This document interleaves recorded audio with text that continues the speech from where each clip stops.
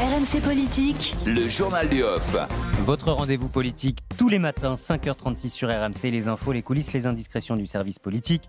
On veut tout savoir et tout comprendre à quelques mois de cette présidentielle. Bonjour Paul Barcelone. Bonjour à tous. Bonjour Paul. Premier grand meeting de campagne hier à Reims pour Jean-Luc Mélenchon.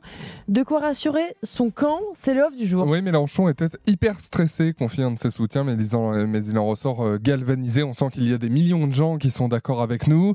Alors la recette Mélenchon est toujours la même cette année. À la tribune, un réquisitoire contre Emmanuel Macron et un appel à ne pas se laisser voler l'élection par l'extrême droite. Ajoutez à cela un programme du copier-coller de celui de 2017, avec d'ailleurs le même nom, l'Avenir en commun, qui va être réédité et vendu en librairie à partir du 18 novembre. Sur la photo de famille, la même équipe, le député Adrien Quatennens, l'eurodéputé Manon Aubry ou encore le directeur de campagne Manuel Bompard. Chez Mélenchon, on prend les mêmes et on recommence, sauf que la bannière, elle a changé. Oui, ne cherchez plus le logo de la France insoumise. Vous ne le trouverez ni dans les meetings, ni sur les affiches de campagne. Remplacé par l'Union populaire.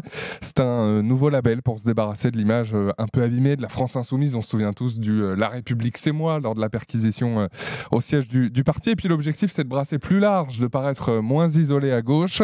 L'Union populaire affirme avoir gagné 20 000 soutiens sur Internet depuis le débat, souvenez-vous-en, face à Éric Zemmour il y a 3 semaines. Mais il en manquait un ce week-end à Reims, c'est François Ruffin. Oui, François, le week-end, c'est les enfants, clame un proche. Alors cette bonne excuse n'empêche pas quelques crispations en interne, puisque François Ruffin n'a toujours pas apporté officiellement son soutien à Jean-Luc Mélenchon. Le député insoumis a tout simplement la tête ailleurs. Il est en pleine promo de son documentaire Debout les femmes, qui raconte le quotidien de femmes aide à domicile, agents d'entretien, auxiliaires de vie.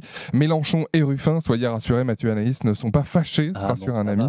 Selon nos infos, François Ruffin devrait même sortir de son silence politique dans les prochaines semaines. En attendant, les enfants ont bon dos. Ouais, le week-end, c'est les enfants.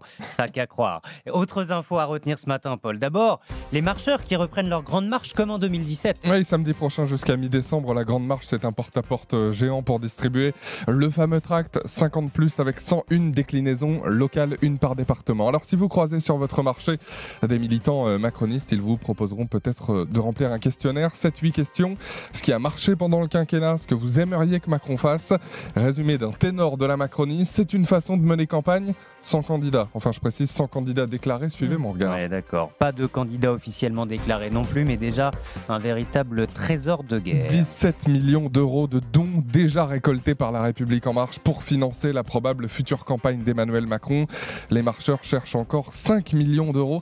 Souvenez-vous, en 2017, 100 000 personnes avaient financé la campagne d'Emmanuel Macron. Et puis on finit avec un autre candidat non déclaré, Éric Zemmour, à qui Marion Maréchal et Philippe de Villiers ont fait faux bon. Oui, ni l'un ni l'autre n'assistera demain au discours d'Éric Zemmour à Versailles lors d'une soirée organisée par les Éveilleurs. C'est une association pro-vie née pendant le quinquennat Hollande pour protester contre le mariage pour tous, sans Marion Maréchal et Philippe de Villiers donc.